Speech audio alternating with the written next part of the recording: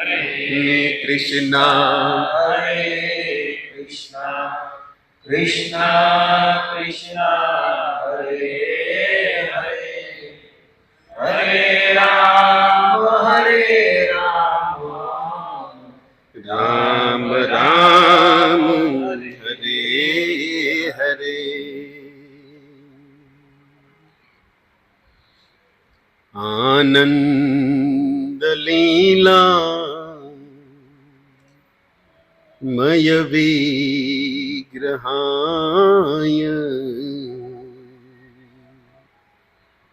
हेमांग दिव्य सचि सुंदराय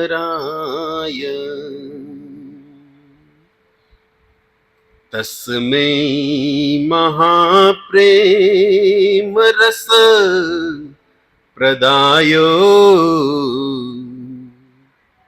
चैतन्य चंद्रा य नमो नमस्ते।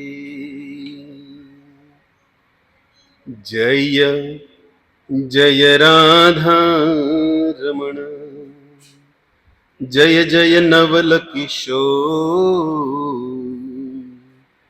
जय गोपी चित चोर प्रभु, जय जय माखन चोर।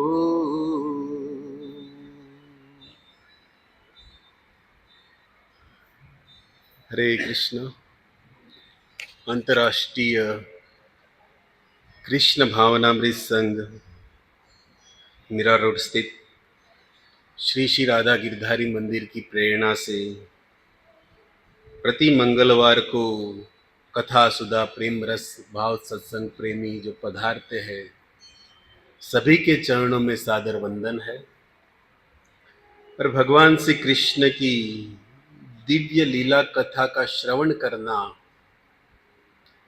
और उस लीला कथा रस सरिता में अपने मन को नित्य स्मरण चिंतन के साथ उस लीला कथा में विहार कराना, यही मनुष्य जीवन का सर्वोपरि लक्ष्य है, सौभाग्य है। भगवान श्री कृष्ण की दिव्य लीला कथा श्रवण करने पर होता क्या है? शास्त्र कहता है कि भगवान श्री कृष्ण की इन लीलाओं की चर्चा सुनने पर, लीलाओं को हृदयस्थ करने पर, लीलाओं को स्मरण चिंतन करने पर मन के अंदर जो विकार चलते हैं, और मन के अंदर जो विकार चलते हैं और उस विकार के कारण जो विचार दुष्ट होते हैं, जो मन के अंदर बुरे विचार आते हैं, ये सभी विचारों से व्यक्ति शुद्ध हो जाता है। कहने की बात है कि भगवान की कथा का ये प्रभाव है कि मन के अंदर जो ये विकार है, जो बुरे विचार है, वो सब नष्ट हो जाते हैं। तो बुरे विचार नष्ट हो जाते तब होता क्या है? तब मन के अंदर एक सकारात्मक ऊर्जा निर्माण होती है। व्यक्ति प्राय नकारात्मक सोच में जी रहा है, लेकिन ये भगवान की कथा का प्रभाव है कि मन के अंदर से बुरे विचार और विकार को निकालकर मन को सकारात्मक ऊर्जा की ओर गति कराता है। और ये सकारात्मक ऊर्जा जब मन के अंदर प्रवेश होती है कृष्ण दिव्य लीला कथा चिंतन से, तब होता क्या है? तो ये जो पवित्र सकारात्मक ऊर्जा जो कथा से मन को प्राप्त होती है, उसके चलते मन परम पवित्र बन जाता है। और मन जब परम पवित्र बन जाता है, तब इंद्रियां अपने आप स्थित हो जाती है, क्योंकि सभी इंद्रियों की राशि लगाम मन के हाथ में है। शरीर एक रथ है, मन एक सारथी है, और ये जो भी इंद्रिया है, श्रवण इंद्रिया कहो, आंख कहो, नाक कहो, ये सब मन के अधीन है। इसको चलायमान करने वाला मन है। हम शांति से बैठे, लेकिन मन के अंदर निर्माण होता है कि चलो वहां पर जाना है, और पैर अपने आप चलने लगते हैं। मन आंख में कहता है कि कुछ देखना है, आंखें दृश्यमान हो जाती है। क्यों? इसके सबके पीछे जो जनरेटर है वो मन है। इसीलिए तो गीता में गोविंद ने इसको ही मांगा है कि अर्जुन ये मुझे दे दो, सबसे खतरनाक चीज है ये। तो ऐसा मन जो संसार के विकारों में घूम रहा है, दिव्य हरि कथा के प्रभाव से ये मन की सकारात्मक ऊर्जा जब प्राप्त हो जाती है, तब मन जो है परम पवित्र बन जाता है, और परम पवित्र बनने पर इंद्रिया अपने आप शांत हो जाती है, और इंद्रिया जब शांत हो जाती है तब जीवात्मा अपने आप इस संसार के अंदर सुख शांति का अनुभव प्राप्त करता है। मन ही है जो व्यक्ति को इस संसार के अंदर बांध के भी रखता है, और निकालने का भी कारण मन ही है। गीता में भगवान बोले हैं कि मन एवं मनुष्य नाम बंधनम कारणम मोक्षम। ये बंधन का भी कारण है और मोक्ष का भी ये मन ही कारण है। तो ऐसी इंद्रिया भगवान की कथा सुनने पर जो शांत हो जाती है, और कहीं ना कहीं भाव बनेगा जो हमारे अम्बरीश महाराज का है कि सदैव मन कृष्ण चरणारविंद।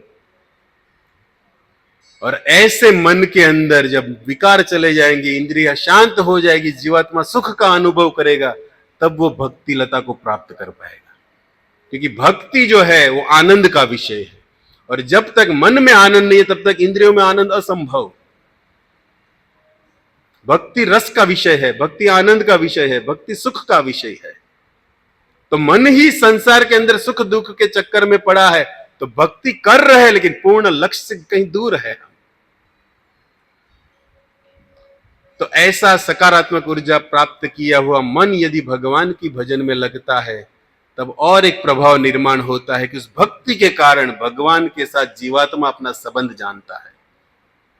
जिस संबंध के चलते उस भक्ति के कारण उस भगवान में उसको प्रेम निर्माण होता है, और प्रेम जब भगवान पर निर्माण हो जाता है, भक्ति के अंदर और एक बंधन लगता है जो विश्वास का है, जो हम में छूट रहा है।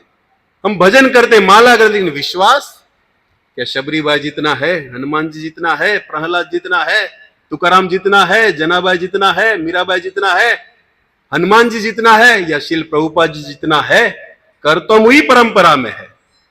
इन सब के पास विश्वास है। क्यों? क्योंकि भक्ति के कारण भगवान से संबंध बांध चुके हैं ये लोग, जिसका नाम हमें आपने गिनाया। कहीं कहीं नाम है, ये तो जो स्मरण में आ गए वो बोल दिए। तो हम यहां पर गुरु आश्रय परंपरा युक्त भजन साधन में लगे हैं, तो वही विश्वास हमें भी प्राप्त करना होगा भजन के अंदर। और जब भगवान पर विश्वास बढ़ जाएगा, तब राख बीमार भी जो इच्छा तुहार। भक्तिविनोद ठाकुर। विश्वास शब्द दृढ़ निश्चय चैतन्य चरितामृत। भक्ति के अंदर सबसे ज्यादा कोई महत्वपूर्ण अंग है तो है विश्वास। विश्वास के बल पर ही इस भगत कहीं लोग भगवान को प्राप्त किए हैं। और ये कहां से मिलेगा? ये विश्वास, ये भजन, ये मन को सकारात्मक बनाने वाली कोई विधि क्या किसी मॉल में उपलब्ध है? हरि भक्तों के संग में, सत्संग से ये प्राप्त होने वाली चीजें हैं जो हम कर रहे हैं। प्रति मंगलवार को बैठते हैं, इसी को प्राप्त करने के लिए बैठे कि मन इस संसार से निकलकर कुछ भगवत अनुरागी हो जाए। ब्रह्मा जी को उपदेश देते हुए भगवान के अजर अमर वाक्य है स्कंद पुराण के अंदर, यत्र यत्र भवेत् पुण्य शास्त्रतम भागवत कलो तत्र तत्र सदेवाहम भवामि त्रिदशे सह। भगवान कहते ब्रह्मा जी को स्कंद पुराण के अंदर कि यत्र यत्र भवेत् पुण्य, जहां जहां ये पुण्य, क्या पुण्य? शास्त्रतम भागवत कलो। इस कलयुग के अंदर जहां जहां ये पुण्य शास्त्र भागवत रहता है, या भागवत की कथा जहां पर होती है, तो क्या होता है वहां पर? तत्र तत्र सदैवाहम, वहां पर मैं सदैव उपस्थित रहता हूं। अकेले रहता हूं? नहीं। मानो ब्रह्मा जी पूछे क्या प्रभु आप भागवत जहां होती है वहां पर अकेले रहते हो? नहीं। भवामि त्रिदेश, मैं सभी देवी देवताओं के साथ उस सभा में बैठता हूं जहां पर पुण्य शास्त्र भागवत कलो, कलयुग के अंदर जहां भागवत बोला जाता है। तो ऐसे भगवान भी भागवत के अंदर अपना संग देते हैं भक्त को। एक तो साधु संग से हम कृष्ण कथा सुनते, लेकिन साथ साथ स्कंद पुराण उपमा दे रहा है, प्रमाण दे रहा है कि भगवान भी उस सभा में उपस्थित होते हैं जहां पर भागवत होता है। देवता भी होते हैं, अदृश्य रूप से हमें व्यक्ति को उनका भी संग मिल रहा है। तो हम यहां पर प्रति मंगलवार को श्रीमद् भागवत शास्त्र के आधार पर ही कुछ सत्संग को प्राप्त कर रहे हैं। जीवात्मा का करोड़ों जन्मों का उदय जब एक साथ होता है ना, अनेक जन्मों का उदय जो है भाग्य का, वो एक साथ जब उदित होता है तब व्यक्ति को सत्संग का प्राप्ति होती है। एक दो जन्मों का नहीं, करोड़ों जन्मों का उदय, वो भी एक साथ। कहा गया है कि कोटि जन्म पुण्य जब उदय हो एक अंग, छूटे मन की मलिनता तब आवे सत्संग। कोटि जन्मों का उदय भाग्य एक साथ जब उदित होता है तब मन के अंदर की मलिनता चली जाती है और मन के अंदर विचार आता है कि चलो भागवत को अपनाए, चलो सत्संग में जाए। तो हमें यह प्राप्त हो रहा है गुरु कृपा से, भक्तों के सानिध्य में। और देखो, हमारे गुरु महाराज के शब्द तो याद करो। राधा गोविंद महाराज कई बार कहे अपनी कथा में कि जीवात्मा की एक चाह है कि भगवान को प्राप्त करना, जिसके लिए प्रयास भी हो रहा है। लेकिन भगवान की मुलाकात जीव को कहां होती है? प्रथम मुलाकात की कोई सीढ़ी है। जीवात्मा यदि भगवान को ढूंढना चाहता है तो सबसे पहला भगवान की मुलाकात उसको सत्संग में होगी, क्योंकि सत्संग से ही भगवान प्राप्ति हो सकती है। जीवात्मा की सबसे पहली मुलाकात ईश्वर से सत्संग के माध्यम से होती है। भर्तृहरि जी के विषय में आपने सुना होगा, नाम भी सुना होगा भर्तृहरि जी का। उन्होंने एक श्लोक को कंठस्थ करके बड़े ही प्रेम से बोला है। कहते कि जायम धियो हरति सिंचति वासि सत्य, मानयंतो दिशाति पापम पाकरोति। क्या होता है? व्यक्ति सत्संग के पास जाता है, सत्संग को जीवन में अपनाने पर कहते कि जायम धियो हरति, मनुष्य की जो बुद्धि है वो मूर्खता से भरी हुई रहती है, क्योंकि जब तक सत्संग नहीं होता तब तक विवेक प्राप्ति नहीं होती। और ऐसी मूर्ख भरी बुद्धि से व्यक्ति अपने मन से जो डिसीजन लेता है वो इस संसार के अंदर फंसाने वाला होता है। इसीलिए कहते हैं कि सत्संग में जाने पर जायो धियो हरति, वो मूर्खता वाली बुद्धि है ना, वो सत्संग हर लेता है। क्या प्रमाण करता है और देता क्या है? शिष्यति वासी सत्य, और उस बुद्धि के अंदर सत्यता प्रदान करता है ये सत्संग। और सत्य जब बुद्धि के अंदर प्रवेश करता है तब व्यक्ति अपने राइट वे पर चलता है, क्योंकि असत्य का मार्ग दिखने में अच्छा होता है लेकिन वो लंबा नहीं टिकता। सत्य बुद्धि में प्रवेश देता है ये सत्संग। मानोनंती दिशाती, और वाणी के अंदर जब सत्यता प्रकट होती है तब व्यक्ति को मानो, हर एक दिशा में व्यक्ति न चाहे फिर भी उसको मान मिलेगा, क्योंकि उसके पास सत्य है, उसकी बुद्धि मूर्खता से निकली हुई है। पापम पाप करोति, व्यक्ति के हृदय में जितने पाप है वो पाप सब सत्संग हर लेगा। और क्या देगा? चेत प्रसादयति दिक्षु तनोति कीर्ति, और सभी दिशाओं में सत्य के साथ उसकी कीर्ति को फैलाएगा। ये सत्संग का प्रभाव है। सत्संग को प्राप्त करने पर हमें क्या मिल सकता है? सत्य मिलेगा, बुद्धि पवित्र मिलेगी, चारों दिशा में वाह वाह होगी। सत्संगति कथय यकीनो करोति पुंसाय, ऐसे सत्संग का लाभ क्यों न लिया जाए, क्यों न किया जाए। भर्तृहरि जी के ये शब्द है। तो हम इस सत्संग में बैठे, सत्संग के माध्यम में है। तो देखो, परम पवित्र श्रावण महीना चल रहा है, और श्रावण महीने के अंदर भक्ति में उत्साह प्राप्त करने के लिए सबसे बड़ी विधि है कि श्रवण किया जाए। श्रावण और श्रवण मिलता शब्द है। श्रावण महीना भक्ति से भरा हुआ है, भक्ति से युक्त है, भक्ति को हृदय में स्थापित करने वाला महीना है। तो भक्ति हृदय में स्थापित होगी कैसे? ये सोमवार रे, ये मुलाकात जे कई आवतुं या महीना मी बधुं रहीए, आखो श्रावण लई रह्यो, उपवास करो। अगर उसके साथ भक्ति नहीं तो ये तपस्या मानी जाएगी, यानी कोरी। यदि गीली भेल खाना चाहते हो चटनी वाली, तो भक्ति को युक्त करना पड़ेगा ये सब अंगों के साथ,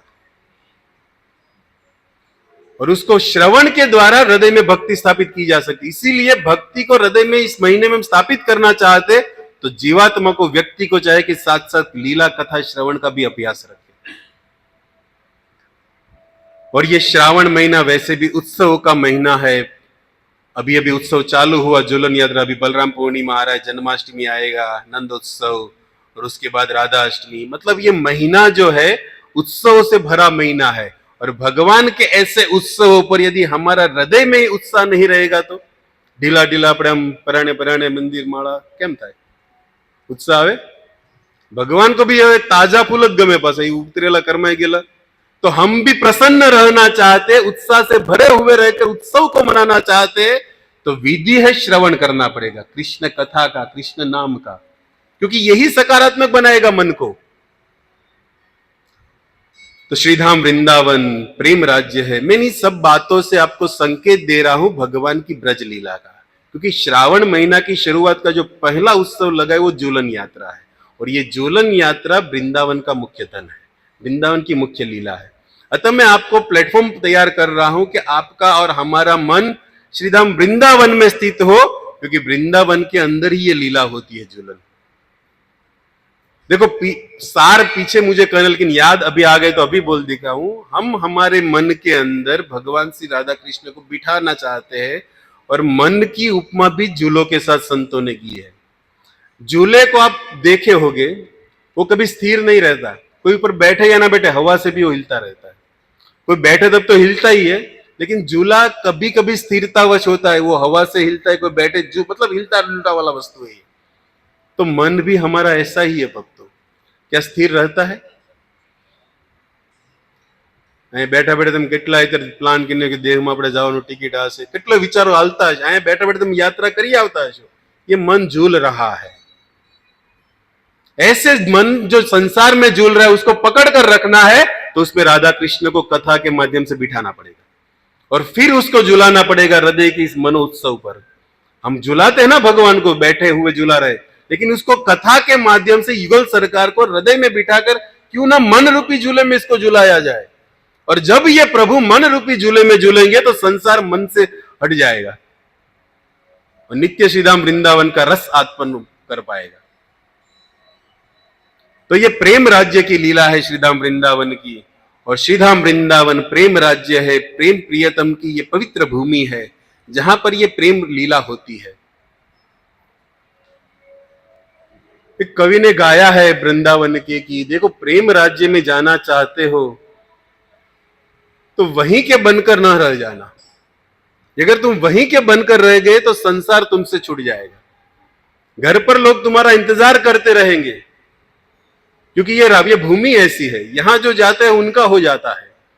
हाल तो आपने कितनी बार गया बाल रूप प्रभुजी।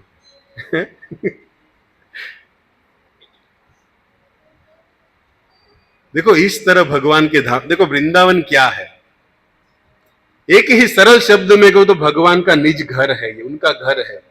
हम वृंदावन जाते नहीं, भगवान के घर जाते हैं। और यह अवसर आपको हरे कृष्ण समाज दे रहा है दिवाली पर भगवान के घर जाने का। बोलो दिवाली कार्तिक यात्रा आ रही है ना, घણા રજીસ્ટ્રેશન નો કર્યું, મારા કુલદીપ પ્રભુ બેઠા છે યાત્રામાં, હજી જગ્યા પડી છે। 11 તારીખે ટિકિટનું બુકિંગ પહેલા તમે તમારું રિઝર્વેશન કરી લો। ક્યાં રિઝર્વેશન કરવાનું છે? ભગવાનના ધામમાં। આવું રિઝર્વેશન કેમ બાકી મુકાય? तो हमारे यात्रा नु कहतो जावू पड़े ने, बधु लावू पड़े, શું કરવું? तो भगवान का निज धाम है ये श्रीधाम वृंदावन, निज घर भी है।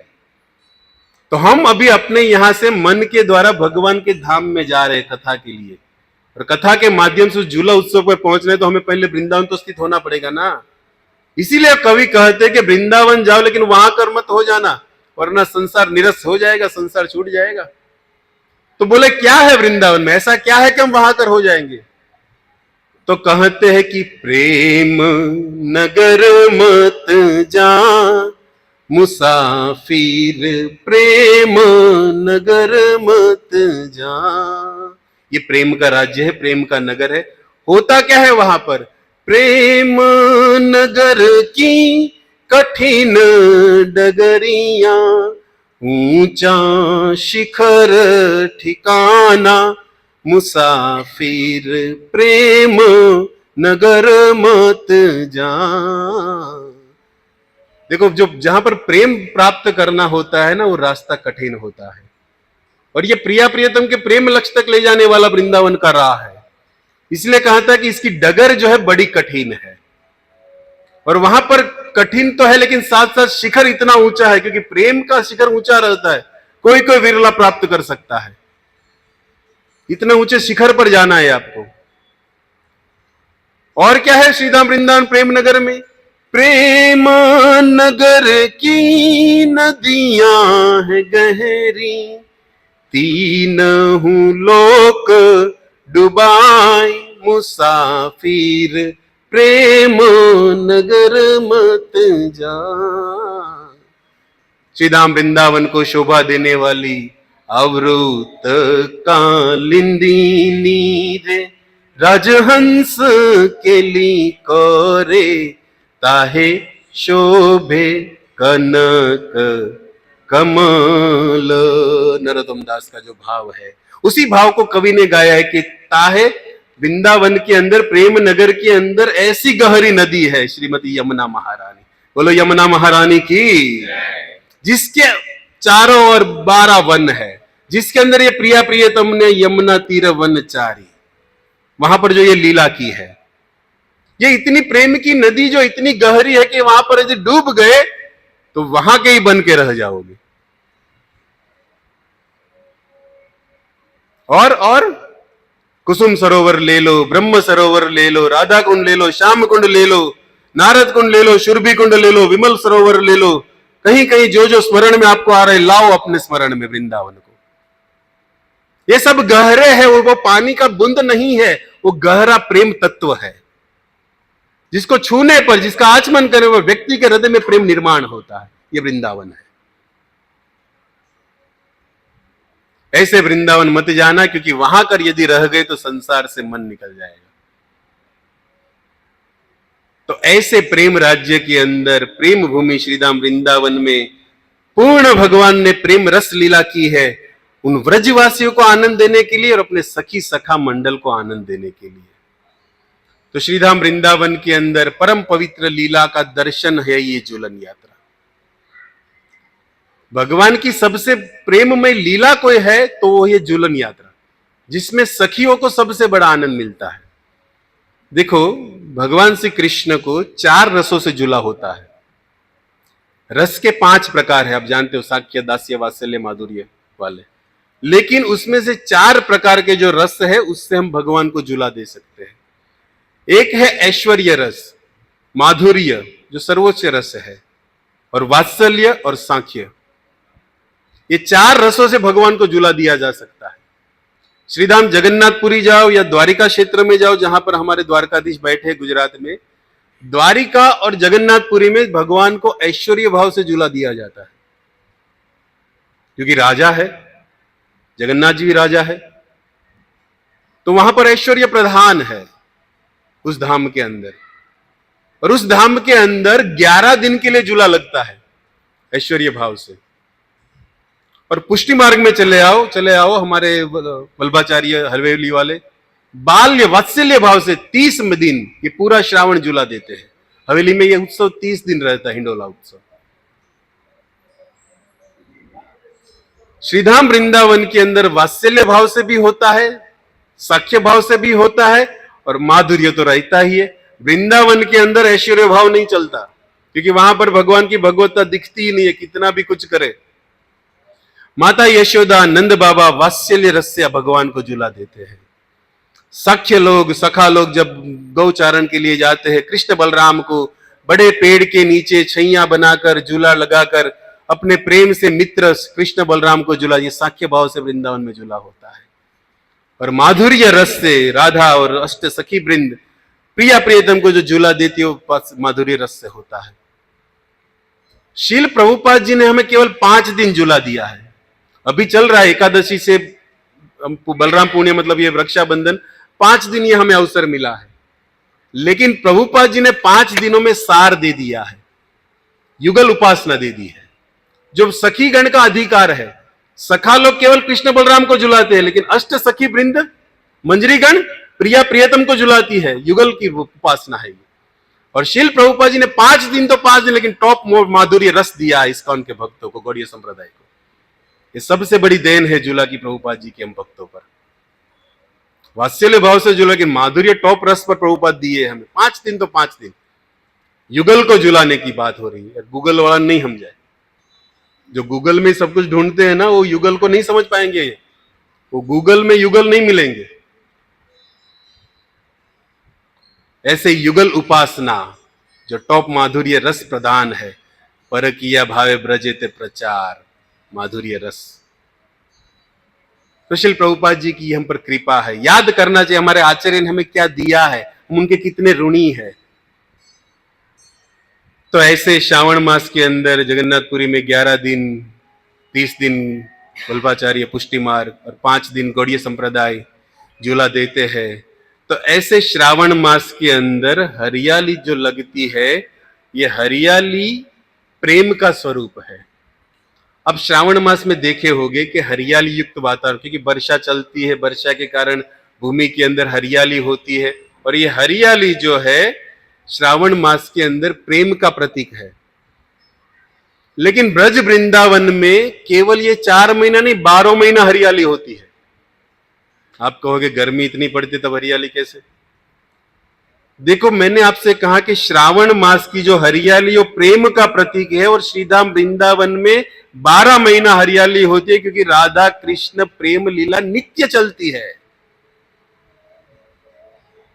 और ये राधा कृष्ण प्रेम नित्य लीला चलने के कारण प्रति मन आनंद में है, प्रति मन के अंदर हरियाली है। अतः ये आचार्यों ने कहा है कि वृंदावन के अंदर 12 महीना हरियाली होती है। ये तो विशेष हरियाली उत्सव ये श्रावण मास में लगती है झूले के ऊपर। और ये श्रावण मास की मुख्य प्रेम लीला जो है झूलन लीला, ये झूलन लीला इतनी दिव्य है और भक्तों को आनंद देने वाली है। लेकिन सबसे बड़ा इस झूलन लीला का रस कोई लेता है तो वो अष्ट सखिया और अष्ट मंजरीगण, क्योंकि भगवान की सभी लीला अष्ट सखी के सामने होती, निकुंज की हो, प्रेम की हो,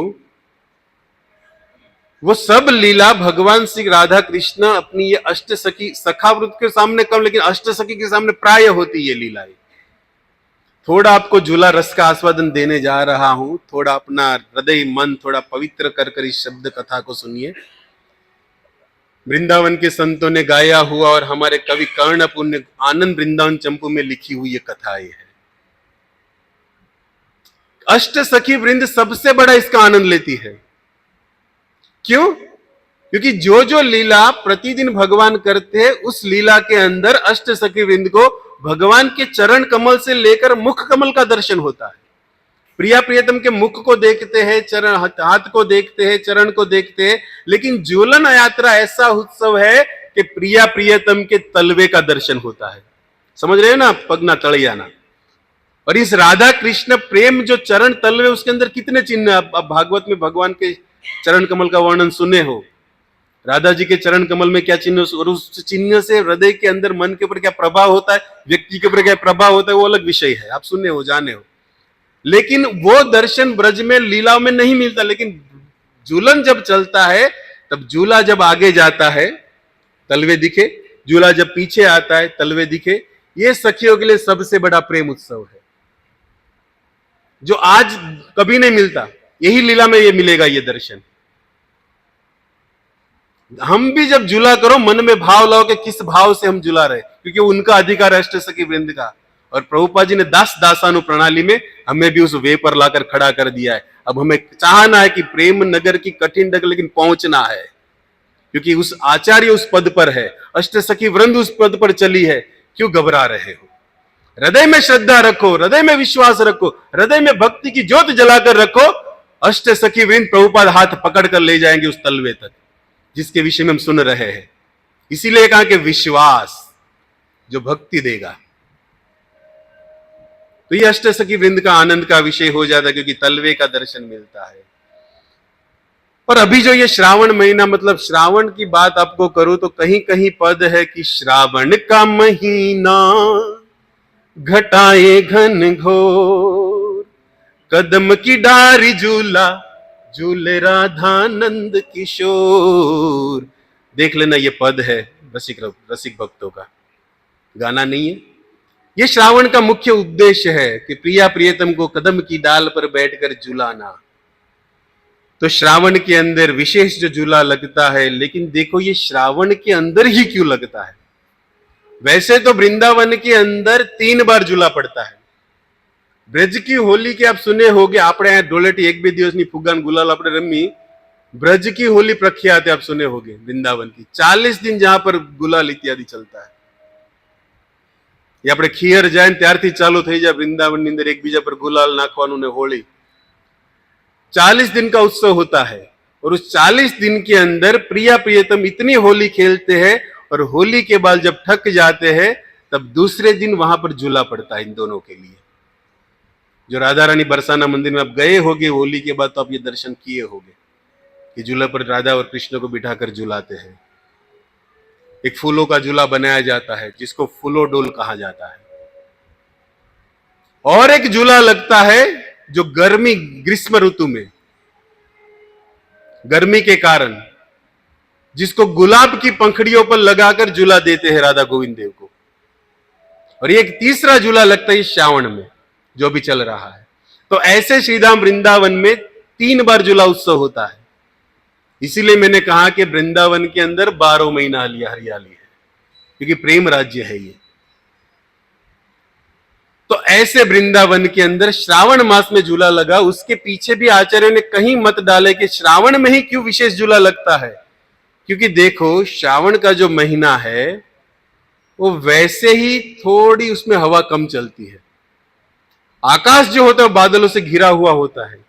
हमने पड़शे बादल छायु वातावरण रहे, और ये बादल छाया वातावरण होने के कारण ये घुमट सा बना रहता है, उसके कारण वातावरण में नमी रहती है और આપણને એમ થાય કે કેટલો વરસાદ પડે પણ ગરમી જાતી नहीं, एहसास होता है। ये श्रावण में ही होगा आपको, क्योंकि श्रावण का ये होता ही है। बारिश का मौसम होते हुए भी कहीं ना कहीं पसीना निकलता है, गर्मी का एहसास होता है। क्यों? क्योंकि हवा ही कम चलती है श्रावण के में, पवन नहीं। आ तमारा शब्दों है બધા, हवा नहीं कोनामा। एक प्रश्न निकलो पाछो। चलो आपणे सिद्धांत में जावू ज नहीं, आज लीला मारी। वृंदावन में रहो, श्रावण के महीने के अंदर वातावरण में नमी होती है, आकाश के अंदर बादल छाए होते हैं, और ऐसे बादलों से घिरे हुए राधिका और कृष्ण जब वन के अंदर विहार करते हैं, अपने अपने घरों से अपना श्रृंगार करते आते हैं, लेकिन जैसे ही वन में प्रवेश करते हैं उनका पूरा श्रृंगार मिटा दिया जाता है, और अष्ट सखिया दोनों को बिठाकर अपने हाथों से श्रृंगार देती है। और अपने हाथों से श्रृंगार देने पर यह श्रृंगार इस श्रावण के महीने में हवा चलने के कारण, वातावरण में नमी होने के कारण पसीना से हमने किया हुआ श्रृंगार निकल न जाए, इसलिए श्रृंगार करने के बाद दोनों को उठाकर सीधा झूले पे बिठा देती है और झूला देती है, क्योंकि हवा लगेगी ना, श्रृंगार मिटना नहीं चाहिए। और वो जो उन्होंने श्रृंगार किया है उस श्रृंगार का भरपूर दर्शन करती है सामने बिठाकर।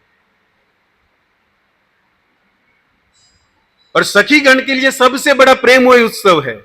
गर्ग संहिता में कहा गया है कि वर्षासु गोप विंदे सह राधा कृष्ण प्रिय जुलोनोत्सव कारियिता नृत्य गईतो प्रमोदक। सबसे बड़ा प्रिय आनंद देने वाला अष्ट सखी के वृंद को कोई उत्सव है तो ये झूलन लीला, क्योंकि अपने हाथों से श्रृंगार करके प्रिया प्रियतम को बिठाया है झूलों पर, और उसका मुख कमल नित्य दिख रही है। झूलोनोत्सव कारियिता नृत्य गीत प्रमोदक, और साथ साथ नृत्य होता है, गीत होता है, और मन के अंदर आनंद होता है। और व्यक्ति का मन जब आनंद में होता है तब आसपास कौन हो दिखता नहीं, सब कुछ आनंदमय वातावरण हो जाता है। और यहां तो अष्ट सखी वृंद आनंद में है, और ये दिशाएं कितनी है, विज्ञान के अनुसार दिशाएं कितनी है, 8 दिशा में मानो 8 सखिया खड़ी है। कोई थी तुम्हारी नेगेटिव विचार ज न होवा दे, क्योंकि आनंद से भरी हुई सखिया खड़ी है। प्रमोदक नित्यम गीतम झूलनस्य कार्यति, गर्ग संहिता। सभी दिशा को नेतृत्व करते हुए राधा कृष्ण को प्रेम आनंद दे रही है, और उन राधा कृष्ण को झूलते हुए प्रेम में देखते हुए खुद उस रस प्रेम का आस्वादन अपने हृदय में कर रही है। तो ऐसे राधा कृष्ण जब देखो, अब भगवान भक्तों से घिरे हुए रहते, ठाकुर जी कभी वृंदावन के अंदर अकेले नहीं होते, अष्ट सखा से घिरे हुए रहते, या राधा रानी अष्ट सखी से घिरी हुई रहती है, या दोनों जब साथ में होते तब अष्ट सखा सखीदन सब साथ में होते। राधा कृष्ण वृंदावन में अकेले रहते नहीं, भगवान ने भगत एकला रहवा ज न दे। हूँ ई बे मानन के प्रेमनी के पोतानी बातों नहीं आती हुई, कुछ अपना निजी भाव तो होगा ना। राधा कृष्ण को प्रेम शास्त्र प्रकट करने वाला, प्रेम देने वाले ये विभु है, लेकिन क्या करे, प्रेम की बात ये सखी लोग करने दो तब ना, साथ में घिरी हुई रहती है, एक एक क्षण के लिए भी नहीं छोड़ती। तब देखो भगवान भी भगवान है, बात किए बिना तो रह नहीं पाएंगे। नजरों ने नजर से कुछ यूं बात कर ली, होठ रहे खामोश फिर भी बात हो रही है। संकेत से बात चालू कर दे ये प्रिया प्रियतम, आंखों के इशारों से बात होती है। और प्रेमी का ये सबसे पहला स्वरूप है, प्रेमी का ये सबसे बड़ा लक्ष्य है कि अपनी स्थिति बताने के लिए इशारे से प्रेमी को समझा दे कि मैं इस तरह की स्थिति में हूं। बोलना नहीं पड़ता, जहां प्रेम होती है ना वहां पहले जुबान चुप हो जाएगी। प्रेम आंखों से प्रकट होने वाली वस्तु है। यार हाचो थयो હોય खबर पड़े न, आ तो वड़कात भरता हुए। आंखों की भाषा ये प्रेम है, क्योंकि दिल का कनेक्शन प्रेम से है। दिल कहता है तुम सुंदर हो, दिल कहता है तुम सुंदर हो, आंखें कहती है दिखलाओ। मानो आपके सामने को कृष्ण का मधुर वर्णन करे, कृष्ण रूप छटा का वर्णन करे, और उस कृष्ण की छवि आपके हृदय में बैठ गई, तब आंखें बोलेगी कि जागता वे तुम्हारे प्रभु ने जोवा से। आंखें मारी उगड़े था सीताराम देखो, पर सीताराम विषय में पहला दिल ની અંદર સાંભળવું तो પડશે ने। जिसके विषय में आपने सुना है, जिससे आप प्रेम करते हो, वो दिल बोलेगा कि उस प्रेम हृदय में है, तब आंख बोलेगी कि अरे यार दिखा तो दे वो कहां पर है वो छवि। प्रेम के प्रकट होई में जाना, और प्रेम आंखों से प्रकट होता है। तो वृंदावन के अंदर अष्ट सखी वृंद से घिरे हुए हैं हमारे प्रिय प्रियतम, लेकिन आपस में कुछ बात करनी है तो ये दोनों एक दूसरे से इशारे में बात करते हैं, संकेत देते हैं। आप वृंदावन के वनों में सुने होंगे 12 वन मुख्य है, तालवन, कुमुदवन, बहलावन, वृंदावन, काम्यवन, खादिरवन, बेलवन, भांडीरवन, लोहवन, महावन, ये 12 वन मुख्य। लेकिन 12 वन के अंदर 48 वन और है, जिसको छोटे छोटे उपवन वन कहा गया। उसके अंदर एक वन का नाम अब सुने होंगे संकेत वन, सुने हो नाम संकेत वन। इस संकेत वन के अंदर, संकेत मतलब समझ रहे हो ना, इशारों को संकेत किया, संकेत करूं छू, संकेत थी कहूं छू, इशारे से कहा जा रहा है। तो प्रिया प्रियतम को मानो अपने कुछ इशारे की बात करनी हो, तो राधा रानी हमारी जब नीली ओढ़नी पहनकर आती है, तो श्याम सुंदर को समझना होगा कि पूर्णिमा के दिन मिलना है।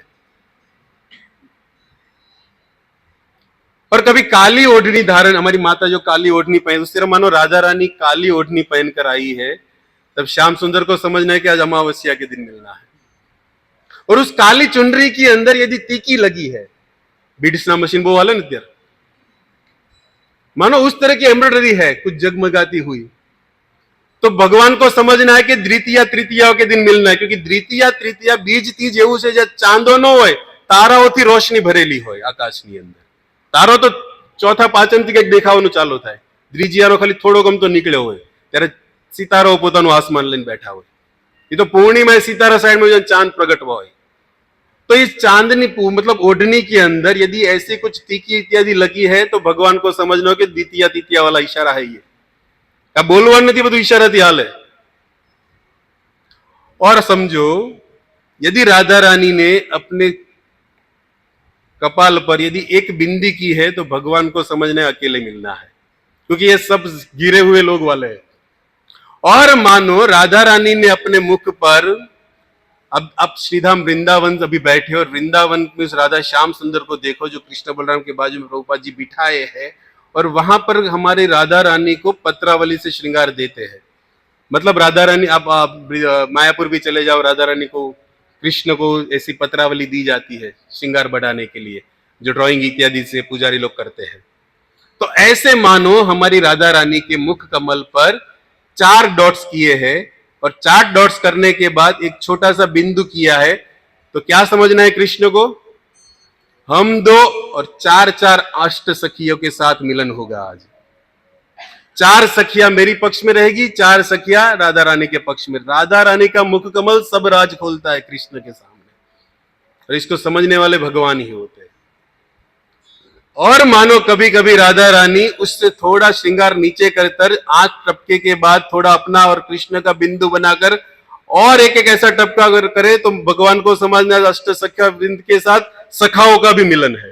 पूरी जमाल हारे जाशे। आज सखाओं क्यारे मोड़ ज नहीं, कुंज की लीला होगी, निकुंज में सब ये साथ हो गए, लेकिन ये जो डॉट्स डॉट्स जो निकुंज की लीला हो जाए, मतलब सखाओं की भी एंट्री हो जाएगी। ये प्रेमी प्रेमी का इशारा होता है। मानो राधा रानी कभी हरी साड़ी पहनकर आई हो तो भगवान को समझ लो कि आज बगीचे में मिलना है। मानो राधा रानी ने कभी वैणी गुथी है, खुला नहीं है केश, बांध कर रखी है अपनी चुटिया और ये वैणी को, तो भगवान को समझना है कि आज वन में नहीं मिलन होगा, क्योंकि वन के अंदर डाल सब खुली हुई रहती है और राधा ने अपनी चोटी बांध कर रखी है, मतलब आज वन में नहीं मिलना है। मानो राधा रानी ने अपनी चोटी को खोलकर आगे रखा है तो आज घने वन में मिलन होगा।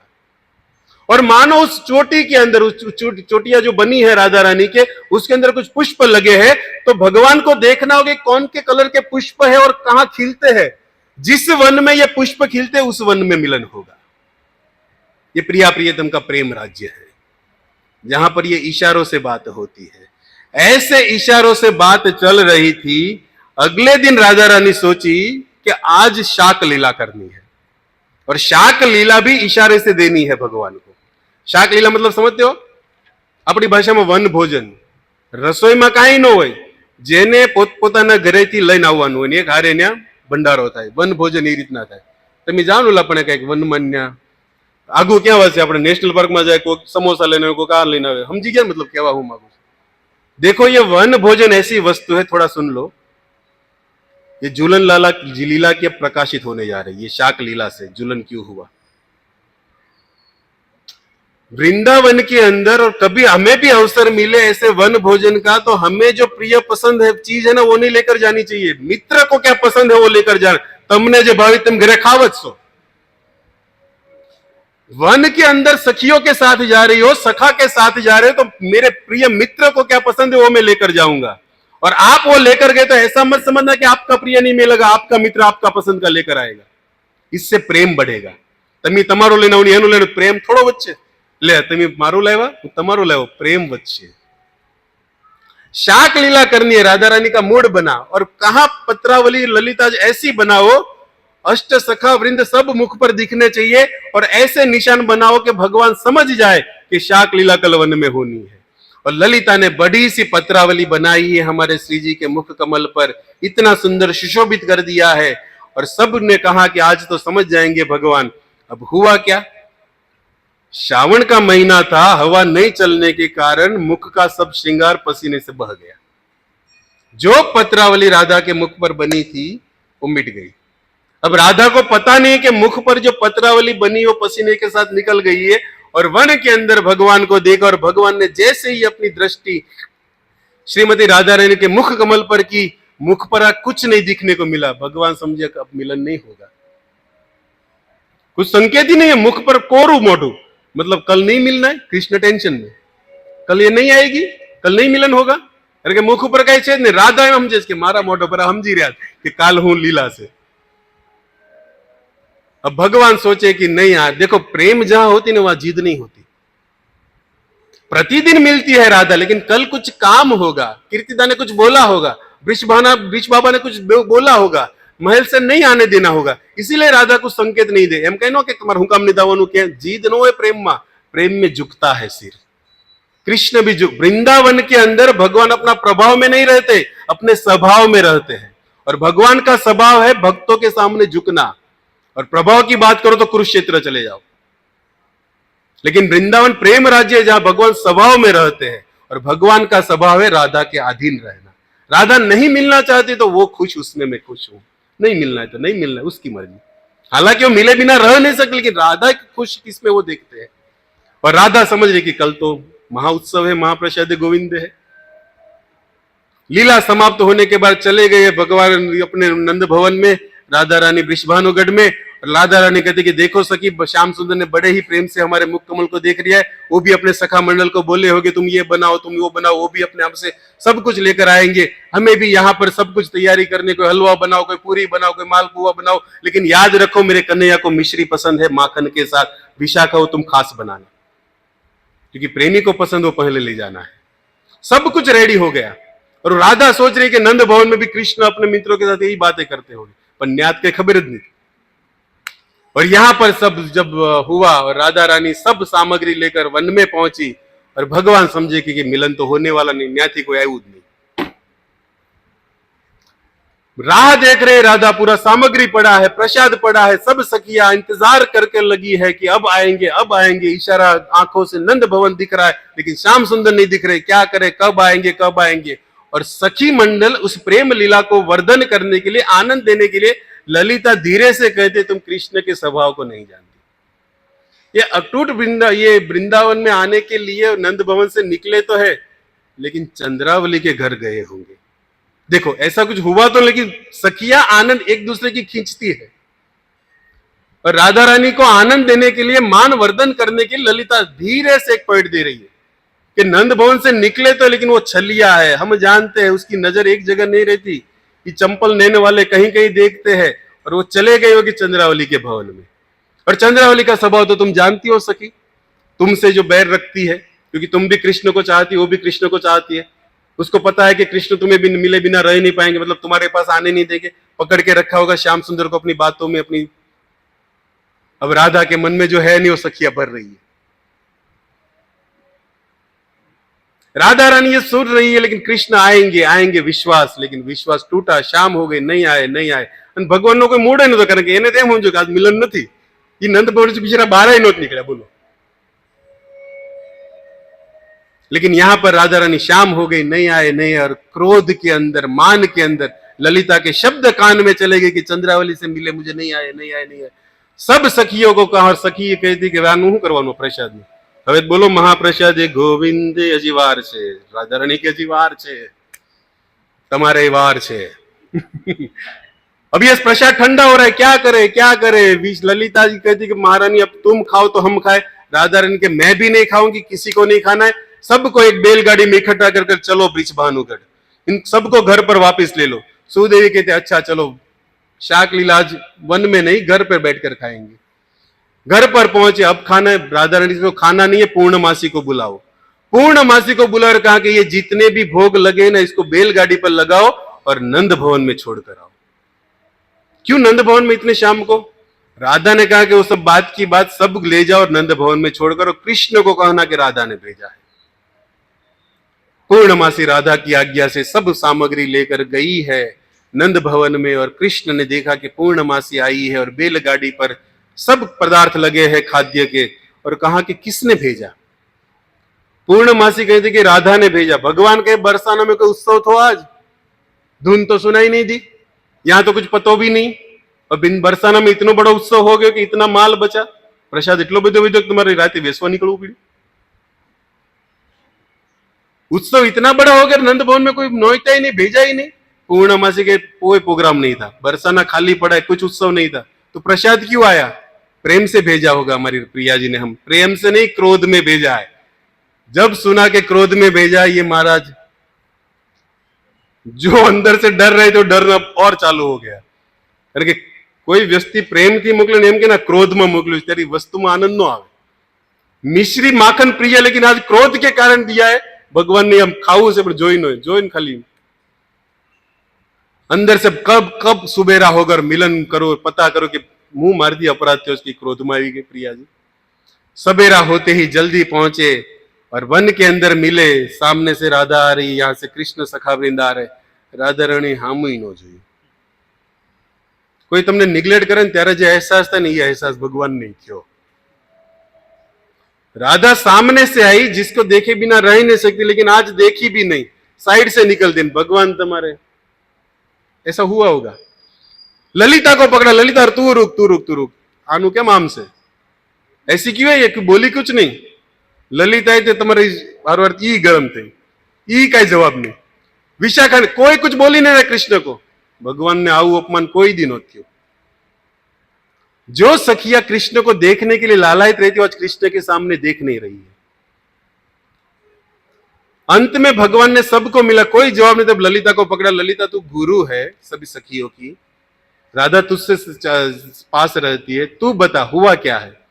ललिता कहती तुम नहीं जानते हो, तुम ही तो इन सबके फाउंडर आचार्य हो, तुमने तो आग लगाई, तुमने तो ये क्रोध दिलाया। भगवान के मुझे कुछ पता ही नहीं हुआ क्या हुआ। क्यों? कल क्यों नहीं आए? अरे वो चेहरा बता रहा था कि कल नहीं आना है। अच्छा तुम्हें कुछ पता ही नहीं? भगवान बोले नहीं पता, सच बोल रहा हूं, तुम झूठे हो, तुम्हारा रिकॉर्ड देखो, तुम झूठे हो, जन्म लिए तब से झूठे हो। कंस ने हलवाड़ी हाथमो नाटमो कराई, बलराम जी आई बलराम पूर्णिमा चक्कर में डालेंगे 2 दिन के बाद कंस को। 7वां है कि 8वां है, रोहिणी तन यो प्रोक्त हो, 2 दिन के बाद आ रहा है बलराम पूर्णिमा, रक्षाबंधन के दिन। कंस को भी ऐसे ही जन्म लेते हुए आपने घुमा दिया था, वृंदावन आकर सब सखा को घुमा दिया, और यहां पर मुझे घुमा रहे हो कि आपने हमारी सखी की पत्रावली नहीं देखी। झूठ बोल रहे हो, नहीं बताना। अरे बता दे क्या हुआ। एक काम करो बताऊंगी, लेकिन पहले विशाखा के चरण दबा के आओ। ललिता कहां भेज रही? विशाखा के पास जाओ। ये विशाखा के पास गए, विशाखा को चिकनी चुकनी बातों से, विशाखा तुम ही श्रेष्ठ हो, सब सखियन में ललिता कहती बड़ी, लेकिन मैं तो तुमको ही बड़ी मानता हूं, तुम ही सर्वश्रेष्ठ हो। मक्खन मत लगाओ प्यारे, काम क्या हो बोलो। देखो क्यों नाराज है हमारी प्रिया। वो सब बात में पहले मैं काम क्या कर रही हो, तू छाना थापेस एम मारने का हमारी राधा नु हूं से छाना थापू ने आपको ये करवाना पड़ेगा। देख रहे हो ना कितना गोबर पड़ा है। और अभी शाम हो जाएगी, मैया डांटेगी, बाल गोपाल माखन खाने वाले को, गैया चराने वाले को ललिता ये बह छाना थापा लगाड़ो दीवाले। गामडाનું દ્રશ્ય યાદ હોય, ખબર है कोलसा वाला लाइटर वाला नो समझाए। भगवान को लगा दिया, विशाखा ने अपना काम निकाल लिया। अब तो बताओ क्यों राधा नाराज है? मुझे पता नहीं, सुदेवी के पास जाओ। सुदेवी सब सखियों ने अपना सब काम कृष्ण से आज निकाल लिया, हाथ में आया मुके के मारे। सब सखियां अपना काम करवा रही है, किसी से मेल नहीं पड़ा कि राधा क्यों नाराज है। पुनः गए ललिता के पास, ललिता अब तो बता। तब भगवान की इस बातों को देखते हुए ललिता ने कहा कि रियल में तुम्हें नहीं पता है कि कल क्या हुआ था। हमारी राधा ने बिचारे कि शाक लीला होगी शाक, लेकिन तुम आई। अरे मैंने देखा ही नहीं है, क्योंकि उसके मुख कमल पर कुछ था नहीं, पसीने की बिंदु से निकल गया था, मैंने नहीं देखा था, नहीं देखा था, सच में नहीं देखा था, नहीं देखा था। तब ललिता जाती है और कहती कि हे सखी, इसने रियल नहीं देखा था, माफ कर दो कन्हैया को। लेकिन राधा तो इस मूड में है कि नहीं, मानगढ़ की लीला, और मान जब राधा को हो जाता है तब उस आनंद रस वर्धन करने के लिए, कृष्ण को तड़पाने के लिए राधा और मान में जा रही है। क्योंकि प्रेम लीला को प्रकट कराना है, कि मान न होता तो प्रेम लीला प्रकट नहीं होती है झूलन वाली। ललिता कहती है कि यदि तुम राधा को प्रसन्न करना चाहते तो कृष्ण तुम्हें कुछ करना होगा। तब तक भगवान की दृष्टि एक वृक्ष पर पड़ती है, और वृक्ष के अंदर कदम की डाल के अंदर आपने भी देखा होगा कि कभी कभी डालियां आपस में मिलकर हो जाती है, वड़वाई नहीं क्योंकि गम्मे हम एक नहीं एक ऊपर चढ़ी के लिए हालती हुई जाड़वानी अंदर। कृष्ण की दृष्टि गई उस वृक्ष के ऊपर जहां पर 2 डालियां आपस में मिलकर चल रही थी, और जब भगवान ने देखा कि 2 डाली अलग भी है, 2 डाली साथ में भी है, और मेरा और राधा का यह स्वरूप है, साथ में है। राधा कृष्ण एक आत्मा, आस्वादन ध्वरि दुई रूप, चैतन्य चरिता में मैं और राधा एक है। ये तो लीला रस आस्वादन के लिए हम यहां पर 2 बनकर बैठे हैं, लेकिन हम तो नित्य लीला में एक रस वाले हैं। तो मुझे कुछ ऐसी लीला रस प्रदान करना पड़ेगा जिस रस से दोनों का हृदय स्फूर्तित हो जाए। भगवान के मन में विचार आया कि झूलन लीला, ये श्रावण चल रहा है और झूलन लीला, और भगवान ने अपने निर्देशक में खुद वहां पर रहकर एक सुंदर सा झूला निर्माण करवाया। अब भगवान स्वयं अपने हाथों से जो झूला निर्माण कराए हो, उस झूला की प्रशंसा कौन, शब्द कौन निकाल पाएंगे उसके लिए, उसमें क्या क्या लगा होगा। सृष्टिनो नाथ જ્યારે झूलो લગાડતો હોય, શું વસ્તુ વાપરી હોય એને, એનું વર્ણન શબ્દોથી ન થાય। और वो किसके लिए लगा रहे? अपनी प्रिय प्राण प्यारी राधा के लिए। उसमें क्या कमी रही होगी भगवान ने जो बनाया होगा, लेकिन फिर भी उस झूले को देखकर राधा प्रसन्न नहीं है। भगवान कहते राधा मान जाओ, झूला बनाए, बैठो बैठो, नहीं बैठ रही है राधा, नहीं बैठना है।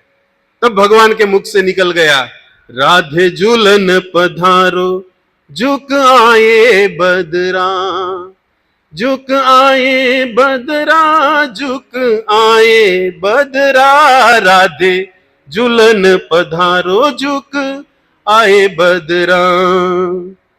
ऐसा मानन कीजे हट त्यागो, तू तो परम सयानी वृषभानु की लली, तेरे चरण पड़ो तेरो रसिक दो कर जोड़ी। तेरा प्रियकम तेरे चरणों में दोनों हाथ जोड़कर खड़ा है, तू वृषभानु की लाले, तू परम सयानी है, हे राधे झूलन पधारो। मना रहे भगवान। और भगवान के इस मुख कमल से सुंदर चुमक के वाक्य को सुनकर राधा रानी का हृदय पिघल रहा है। और वो झूले के पास जैसे ही बैठने गई तब भगवान कहते कि नहीं बैठने दूंगा। अब तो क्यों मना रहे थे? बिठाने के लिए झूला बनाया, मैं नहीं मान रही तो गीत गाकर मनाया, अब मैं बैठने जाने रही हूं तब भगवान ने कहा नहीं नहीं बहवा दो। अब देखो विपरीत रस पहले तुमने तड़पाया, अब मैं तड़पाऊंगा, क्योंकि डाली भगवान ने देखी थी कि एक रस से निकली है कदम की। दोनों के अंदर रस निर्माण पूर्ण होना चाहिए, तब झूला रस आस्वादन होगा। नहीं बैठना था मैं मनाया, लेकिन अब मैं चाहता हूं नहीं बैठने के मैंने बनाया। मैं आमा दोरी लगाड़ी, मैं आमा फूल लगाड़ा, मारी मेहनत से नहीं बेहवा दो। राधा कहती अब तो बैठते ही रहूंगी। पहला नहोતું બેહવું મારે, તે મનાવી હવે બેહવું છે, હવે તું ના પડે એટલે જીદ છે, હવે તું આમાં જ બેસીશ, થાય કરી લો। अब दोनों के बीच में एक बोलता है नहीं बैठने दूंगी, एक बोलता है बैठू के रहूंगी। सखिया कहती है कि दोनों पास में आ जाओ। सखी वृंद ने दोनों को अपने पास बुलाया। बांधવાનું બંધ કરો, અમારે આખો દી આ બાંધવાનું જ સાંભળો, અમે પ્રેમ જોવા આવી છીએ। સખીઓના મનમાં વિચાર આવ્યો કે અમે પ્રેમ લીલા જોવા આવ્યા, તમે બે ક્યારના એકબીજાને માથાકૂટ હાથે આખો દિવસ અમારો આમનામ કરશે, બે પાસે આવો। सखियों ने बुलाया दोनों को और कहा कि देखो सामने हिंडोरा है, जो पहले पहुंचेगा उसका झूला हो जाएगा, भले कृष्ण ने बनाया हो। जो पहले हाथ रख देगा उसका झूला होगा और वो पहले बैठेगा। हेम हिंडोरे झूलन पड़ो, होड़ लगी प्रीत की हो प्यारे, होड़ लगी प्रीत की। ब्रज के झूलन यात्रा के पद है। हेम से हिंडोरे झूला हुआ वो झूला है, और प्रिया प्रियतम के पीछे एक होड़ लगी है कि मैं जाऊं मैं जाऊं, और ये प्रेम की होड़ है। भगवान बोले कि देखो ललिता तुम कह रही हो कि जो पहले झूले तक पहुंचेगा वो उसका नंबर लगेगा, लेकिन मैं आपसे कहना चाहता हूं सरकार भी आपकी, जगह भी आपकी, सब कुछ आपका, मैं अकेला। राधा तुम्हारी है, अष्ट सखी तुम उनकी हो। मैं जैसे ही दौड़ना चाहूंगा पता है विशाखा कुछ करेगी, पैर बांध लेगी, पीछे से पकड़ लेगी, पीतांबर खींच लेगी और राधा पहले पहुंच जाएगी। तो તમારી વચ્ચે હું અમથોય નહીં જીતી શકું। આ શરત મને મંજૂર નથી। तुम कहती हो बात सही, लेकिन તમે जीतवा नहीं दो, મને ખબર છે, કારણ કે સરકાર તમારી ચાલે છે। राधा के पास खड़े हो, अष्ट हमारे कोई मधुमंगल विचार वाले तो थोड़ी फाइट करे, એને લાવવા ના પાડી હતી। આજ તો नगरी का एक मोटा पेट वाला थोड़ा लड़ी लग करेंगे, लाडवा वो खाते लागे। रात तो वो भी नहीं, और अष्ट सखिया मुझे पहुंचने नहीं दी। ये होड़ सही है कौन पहले पहुंचेगा, लेकिन ये शर्त मंजूर नहीं है। शर्त मैं बताऊंगा। हम दोनों के बीच में गाने की स्पर्धा हो जाए, और जिसके मधुर वाक्य से, जिसके मधुर आवाज से, जिसके मधुर कंठ से वातावरण सुशोभित हो जाए, क्योंकि वृंदावन के अंदर रस निर्माण करने के लिए वातावरण तो चाहिए ना। वो प्रेम से पपिया कोयल की आवाज भी होनी चाहिए। तो झूला लगा है, प्रिया प्रीतम बैठने वाले, लेकिन वातावरण अभी बना नहीं है। इसलिए भगवान को वो होड़ वाली, दौड़ने वाली बात पसंद नहीं आई, क्योंकि दौड़ने पर ना वातावरण में निर्माण होगा। कृष्ण कहते कि मैं गाऊंगा, राधा गाएंगी, जिसके वातावरण से कोयल पपीहा सब अपने स्वर में आ जाए, वातावरण में हवाएं आनंद में हो जाए, चारों दिशा प्रफुल्लित हो जाए, उसकी जैसी आवाज की प्रभा इस वातावरण में पड़ेगी, उसके लिए झूला लगेगा, उसके पहला नंबर आएगा। राधा कहते ठीक है, शर्त मंजूर है। इसमें तो ललिता विशाखा कुछ चलेगा नहीं। भगवान के पहला वारी कोनी?